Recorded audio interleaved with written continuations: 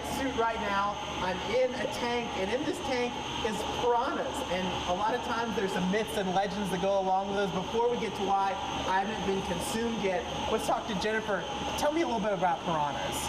These piranha are actually great. They're natively found in the Amazon basin, which is down in South America.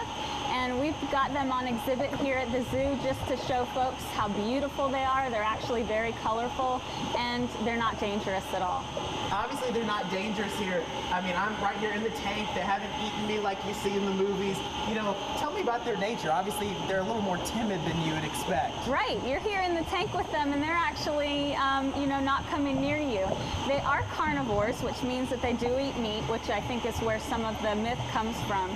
But in nature, they're really just going to scavenge. And some of those myths of them being voracious feeders actually comes from the fact that during the dry season, it's harder for them to find food. And so when they have an opportunity to come across maybe an animal that is weak or not doing so well, they will take that opportunity. But most of the time, they're harmless. The people that actually live in those habitats swim with them all the time.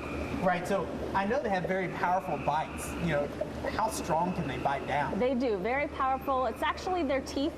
They have very tiny, sharp teeth, and it can shred flesh. So yeah, very strong jaws. Fortunately, they're not shredding my flesh.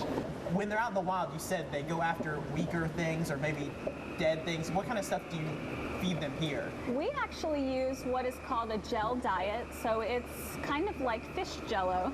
These cubes that are made up of fish meal so that they do get the proper amount of meat in their diet, and then we also add some extra vitamins and minerals just to make sure that they have everything they need to be healthy. We got, you know, just such a unique animal that a lot of folks, you know, take for granted. So when folks come here to look at an animal like this or any other animal here at the Riverbanks Zoo, you know, why is it important to take into account what they really are as opposed to the way people might see it in the media? Well, our mission statement here at the zoo is to foster an appreciation for nature. So that's what we try to do with our animals. We just want folks to see how beautiful they are and just take that appreciation back home with them and to care for our environment and the animals that live there.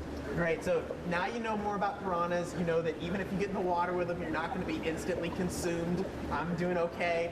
So very cool time here on Wild Encounters, and we have even more for you coming up here in the next couple weeks, so stay with us.